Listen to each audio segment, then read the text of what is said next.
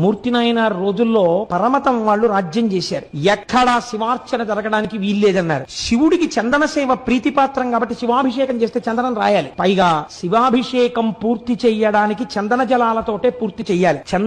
చందనం కలిపిన జలాలతో తప్ప వేరొక దానితో పూర్తి చేయకూడదని ప్రమాణం. కాబట్టి చందనం లేకపోతే అభిషేకం జరగదు. పైగా అయిపోయిన తర్వాత విభూతి రాసి గంధం రాస్తారు చల్లతనానికి. కాబట్టి ఎక్కడ గంధం చెక్కలు దొరకకుండా చేశాడు రాజు. శివార్చనలు ఎవరైనా రహస్యంగా ఇళ్లలో చేస్తుంటే గంధం లేకపోతే అభిషేకం జరగదని. మూర్తి నాయనారు రాజ్యం అంతా వెతికాడు. ఎక్కడ ఇంత గంధపు చెక్క కూడా దొరకలేదు. ఆయనకి బాధ కలిగింది. గంధపు చెక్కని తీసుకొచ్చి సాన మీద పెట్టి రాస్తే అరిగిపోయి సువాసనతో కూడినటువంటి నజ్జునిస్తోంది. ఈశ్వరుడు ఇచ్చినటువంటి చెక్క నాకు ఉంది. నేను నా మోచేతిని సాన మీద అరగతీస్తాను. వచ్చిన నజ్జుని శివుడికి అలంకారం చేస్తాను, అభిషేకం చేస్తాను గంధంగానని తన మోచేతిని అరగదీశాడు. అరగదీస్తుంటే చర్మం చిట్లిపోయింది, రక్తం కారిపోయింది, మాంసం పక్కకి తప్పుకుంది, ఎముక అరిగిపోతుంది. ఇహ చూడలేకపోయాడు శంకరుడు. తాను ఆయన పెట్టుకున్న పార్థివలింగంలోంచి బయటికి వచ్చి గబగబా చేయి పట్టుకున్నాడు. పట్టుకుని ఎంత సాహసం చేశావయ్యా, గంధపు కర్ర దొరకలేదని, గంధపు కర్రలు దొరకకుండా రాజు చేశాడని నీ చేతిని సాన మీద అరగదీశావు.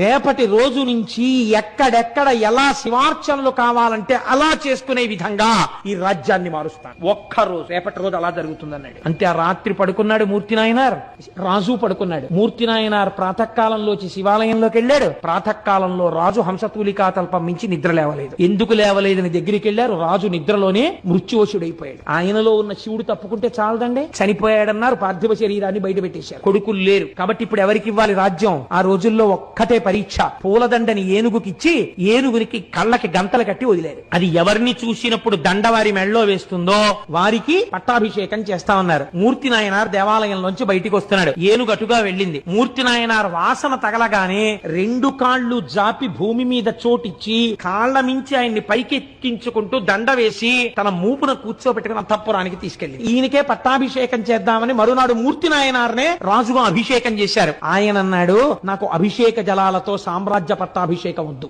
నాకు విభూతితో అభిషేకం చేయండి అన్నాడు. భస్మతో అభిషేకం చేయించుకుని నేను బంగారు కిరీటం పెట్టుకోను, రుద్రాక్ష కిరీటం పెట్టుకుంటానని రుద్రాక్షల కిరీటం పెట్టుకున్నాడు. ఎక్కడ చూసినా శివార్చనలు చేయించాడు. రాజ్యం 3 పువ్వులు 6 కాయలుగా పరిఢవిల్లింది. కనుక మీరు ఆలోచించండి, పరమేశ్వరుడు అన్నవాడు ఏది చెయ్యలేడు, ఏదైనా చెయ్యగలడు. మీకు ప్రమాణం మూర్తి నాయనార్. యథార్థముగా జరిగిన కదా. మీరు ఏ శివాలయంలోకి వెళ్ళినా మూర్తి నాయనార్ ఉంటారు.